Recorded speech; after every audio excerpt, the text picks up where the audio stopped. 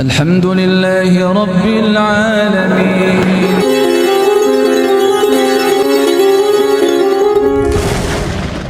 Laulal mujahada lama uqimatil ibadah. Kalaulah tidak ada kesungguhan atau perjuangan dari seseorang, maka dalam diri seseorang itu tidak akan pernah ada ibadah.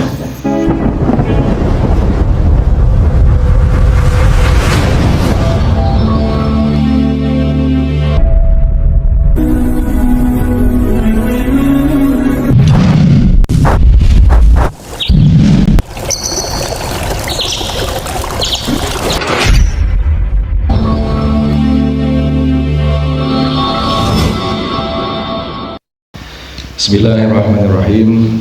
Assalamualaikum warahmatullahi wabarakatuh. Gimana, sehat bapak-bapak, ibu-ibu? Alhamdulillah. Alhamdulillah. Adik-adik sehat? Masih ada yang ngantuk? Halo? Enggak jawab. Sehat ya? Nah, ini cek sound ini. Gimana, respon enggak? Omongan yang di depan ini terdengar? Jangan-jangan nanti materi juga tak ngeding. Sehat ya? Alhamdulillah. Kita mulai. Innal hamdalillah nahmaduhu wa nasta'inuhu wa nastaghfiruh wa na'udzu billahi min shururi anfusina wa min sayyiati a'malina. May yahdihillahu fala mudhillalah wa may yudlil fala hadiyalah. Asyhadu an la ilaha illallah wahdahu la syarikalah, asyhadu anna Muhammadan abduhu wa rasuluh la nabiyya ba'dah. Wa ba'd. Hadirin hadirat, bapak-bapak, ibu-ibu, adik-adik, anak-anakku sekalian, di Aula Yatim Center, Majelis Ta'lim, Majelis Ilmu, dan juga dimanapun berada saat ini, rahimani rahimakumullah. Alhamdulillah, kita masih Allah karuniai kesanggupan, masih Allah karuniai kesempatan dan kesanggupan untuk terus menghimpun amal soleh, untuk menginventarisir, menambah amal soleh kita dari waktu ke waktu, dari sholat subuh berjamaah kali ini hingga kita lanjut untuk membahas ilmu dari kitab Riyadhus Shalihin yang ditulis oleh Al-Imam An-Nawawi rahimahullahu ta'ala. Dan alhamdulillah, sampai hari ini, sampai subuh ini, kita sudah sampai di bab 11, yakni babu fil mujahadah. Bab mujahadah. Bab mujahadah ini sangat penting karena merupakan terkait langsung dengan eksistensi kita sebagai hamba Allah, yakni hanya ditugaskan di dunia ini tidak lebih hanya untuk beribadah. Wa ma khalaqtul jinna wal insa illa liya'budun. Tidaklah aku ciptakan jin dan manusia kecuali hanya untuk ibadah. Berarti harus ibadah. Dan ibadah ini harus sampai ke Allah Subhanahu wa ta'ala, harus diterima oleh Allah Subhanahu wa ta'ala. Dan syarat diterimanya ibadah adalah ikhlas dan mutaba'ah. Ikhlas itu memurnikan niat hanya semata untuk Allah Subhanahu wa ta'ala. Kalaupun pamrihnya harus kepada Allah Subhanahu wa ta'ala. Kalaupun ibadahnya itu karena takut, ya harusnya takut hanya kepada Allah Subhanahu wa ta'ala. Benih takut sama Pak Guru, benih takut sama pimpinan, benih takut sama siapa-siapa. Jadi itu ikhlas. Dan mutaba'ah, ibadah itu wajib ada tuntunan, ada perintahnya. Kalau ibadah ngarang, itu namanya mengada-ada di dalam pensyariatan yang disebut dengan bid'ah. Sudah bid'ah ya bid'ah, kullu bid'atin dolalah. Semua bid'ah itu bid'ah dalam hal agama, dalam hal pensyariatan, mengada-ada dalam ibadah, itu ya dolalah. Kullu bid'atin dolalah, kullu dolalatin finnar. Ini yang harus kita hati-hati, sehingga babul mujahadah ini, babu fil mujahadah ini sangat penting adanya, karena ini sangat mendorong untuk keikhlasan. Untuk bisa ikhlas ya perlu mujahadah. Maka mujahadah ini sebenarnya adalah sarana atau alat utama agar ibadah kita diterima oleh Allah Subhanahu wa ta'ala, karena hanya yang bermujahadahlah yang bisa mencapai keikhlasan di dalam beribadah, dan hanya yang ikhlas beribadah saja yang ibadahnya diterima oleh Allah Subhanahu wa ta'ala. Kronologinya jelas ya, seperti itu ya, paham ya, kronologinya seperti itu. Mujahadah ini dari kata jahada. Jahada yujahidu mujahadatan wa jihadan, yang bermakna adalah tidak hanya kesungguhan, tetapi maknanya adalah berjuang. Kalau kesungguhan itu, kalau sungguh-sungguh, ini maknanya tidak sekuat makna berjuang, karena berjuang wajib dengan sungguh-sungguh. Kemudian mujahadah ini para ulama memilah menjadi dua. Mujahadatu insan fi nafsahu, berjuangnya seorang insan, seorang manusia atas dirinya sendiri atau melawan dirinya sendiri.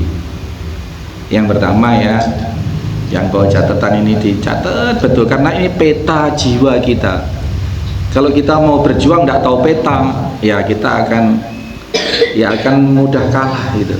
Kalau mau berjuang, mau perang tidak tahu strategi, ya hancur itu, habis. Insyaallah habis. Jadi ini peta peperangan jiwa kita. Ya, yang pertama tadi mujahadatul insan nafsahu. Waalaikumsalam Pak Cito, monggo Pak Gianto.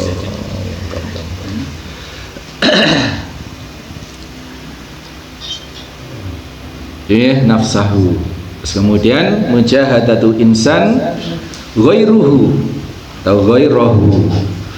Jadi bersungguh-sungguh berjuang untuk memerangi diri sendiri. Yang kedua, bersungguh-sungguh berperang atau berupaya mengatasi yang di luar diri. Ini pemetaan peta perang jiwa kita atau mujahadah kita. Mujahadah. Kemudian mujahadah ini terkhusus yang peperangan untuk bersungguh-sungguh untuk mencapai ridho Allah. Ini petanya kan tadi dua, nafsahu ghairahu, diri sendiri dan orang luar atau faktor pihak luar. Nah, diri sendiri ini adalah ya apa? Ya nafsu. Diri sendiri itu nafsu. Ya kita tahu ya, nafsu itu ada 4. Ada nafsu amarah. Nafsu amarah itu nafsu angkara murka. Nafsu yang ya angkara murka. Maka orang marah itu masuk kategori angkara murka. Kemudian ada nafsu lawamah. Nafsu lawamah itu nafsu yang labil, Pak. Labil itu kadang-kadang api, kadang-kadang elek gitu. Kadang ya tekun ibadah, kadang masih terjerumus ke dalam dosa. Itu labil itu nafsu lawamah. Kemudian ada nafsu mulhimah. Nafsu mulhimah itu nafsu atau diri kita yang sudah terilhami, yang sudah mendapat pencerahan, yang sudah ikut ngaji terus menerus istiqomah. Itu nafsu mulhimah, mendapat hidayah itu, dan cenderung terbimbing. Ya, ini nafsu mulhimah, nafsu yang sudah diberi pencerahan, sudah mendapatkan hidayah. Ini relatif tidak labil, relatif orangnya lebih khusyuk, lebih terjaga dirinya. Ya kita tahu di dalam surat itu fa'alhamaha fujuraha wa taqwaha. Di dalam jiwa itu memang sifatnya labil karena ada dua unsur.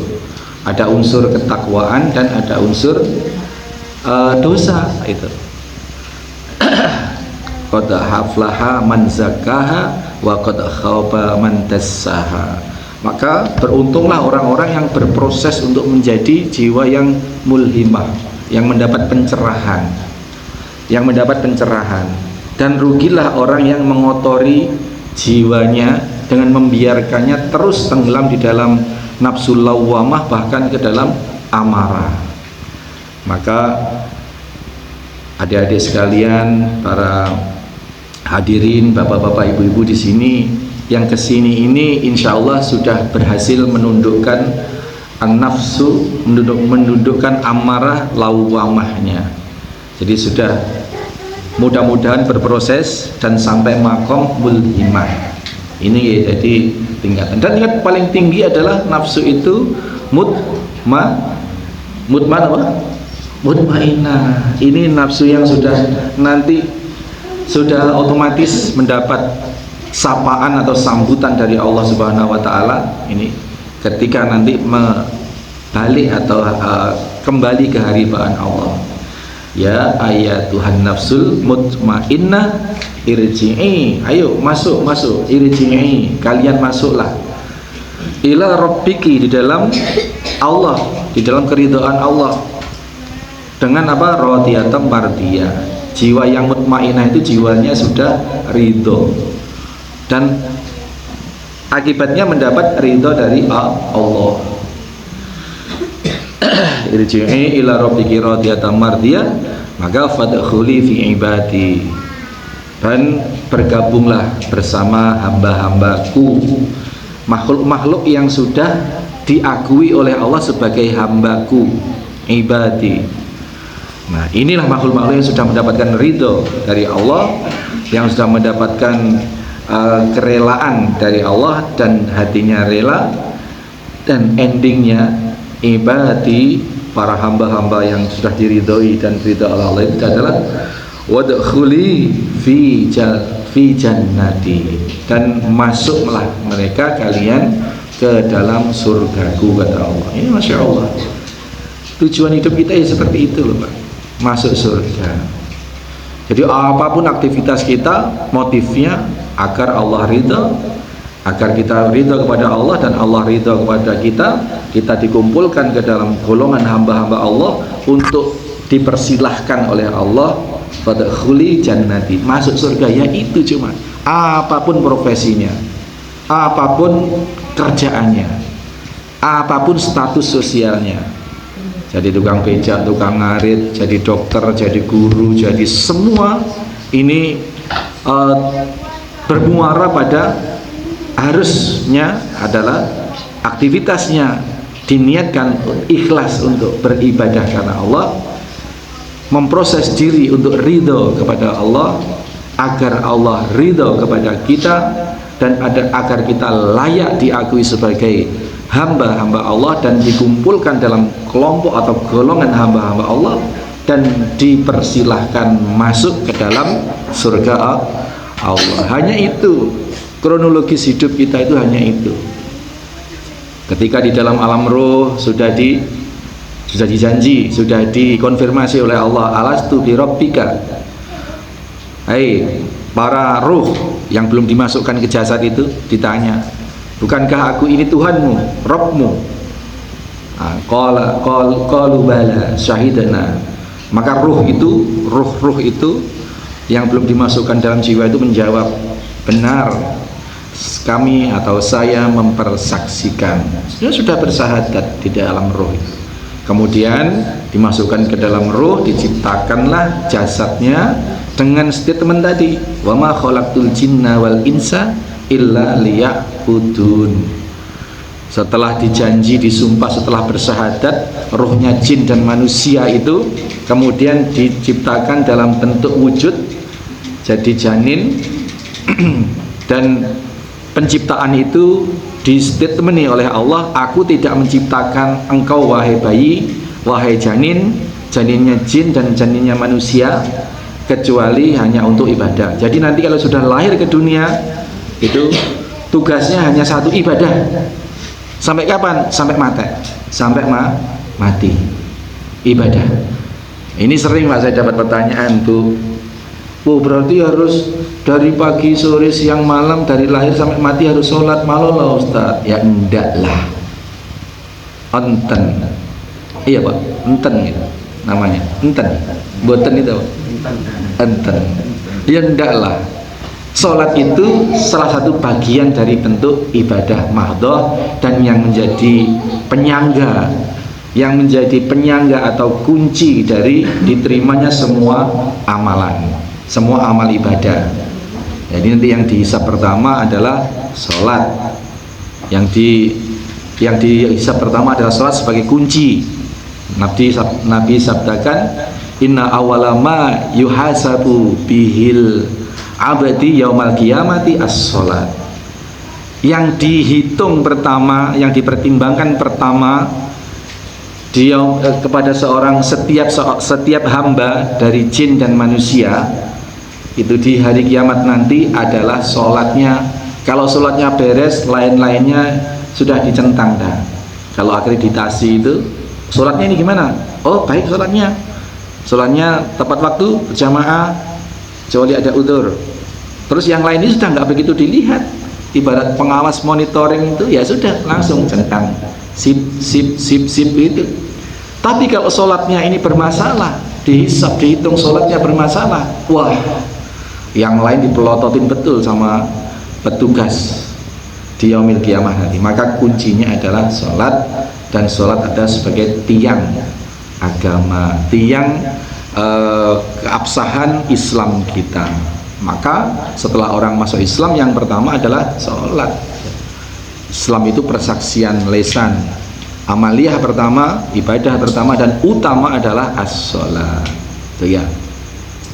Itu jadi mujahadatul insan nafsahu ini paling berat. Jadi memerangi diri sendiri. Ingat, nafsu amarah itu inna nafsa la amaratu bisu. Nafsu secara umum yang notabene setiap orang itu cenderung terkuasai oleh amarah dan lawwamah.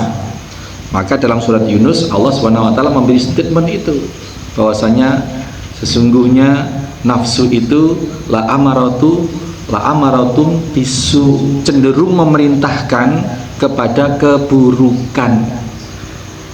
Jadi kalau kita itu Bapak Ibu sekalian diperturutkan, kita maunya ya sudah diem, maunya ya tiduran, maunya ya main-main malolo, bermaksiat malolo, maunya begitu. Kalau tidak kita kendalikan. Lah, pengendalian inilah yang disebut mujahadah, perjuangan melawan nafsu. Ketentuan pemerintah begini-begini, ketentuan agama begini-begini. Wah, kok ribet amat sih? Seperti itu. Dan maunya nafsu itu tidak seperti itu, maunya itu selebur-lebur. Ya kalau sudah jam sekian nonton sinetron, kalau sudah apalagi subuh enaknya nyaman tidur baik, maka yang hadir ke sini ini sudah setidaknya menundukkan satu nafsu untuk terus tidur gitu. Jadi menundukkan nafsu untuk terus tidur, sehingga mau melawan, kemudian sholat berjamaah subuh, kemudian terus dengan kajian.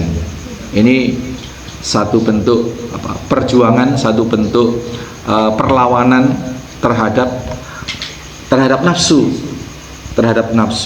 Para ulama menyatakan laulal mujahadah lama uqimatil ibadah. Kalaulah tidak ada kesungguhan atau perjuangan dari seseorang, maka dalam diri seseorang itu tidak akan pernah ada ibadah. Ini betul Pak. Kalaulah tidak ada kesungguhan, tidak ada upaya, tidak ada perjuangan bagi setiap orang dalam diri seseorang, maka di dalam diri seseorang itu tidak akan tegak, tidak akan pernah uqimatahu, tidak akan pernah tegak yang namanya ibadah. Ya mungkin ibadah sekali waktu, tapi dengan ibadah rubuh-rubuh pisang. Di kantor diwajibkan waktunya sholat, semua pekerjaan taruh untuk apa? Untuk sholat. Tapi karena tidak berangkat dari mujahadah, tidak berangkat dari perjuangan diri, maka yang terjadi ya ogah-ogahan. Datangnya telat-telat, datang waktu sholat, sambil lari-lari, sambil masih pakai sarung, sambil masih pakai mukena, itu. Ini mujahadah. Kenapa seperti itu? Karena di dalam dirinya tidak diperangi, tidak ada upaya. Kenapa tidak memerangi? Karena belum tahu petanya, belum tahu peta. Maka datang ngaji untuk diantaranya mengenali peta perjuangan diri kita itu. Kenapa terjadi seperti itu? Karena tidak ada mujahadah.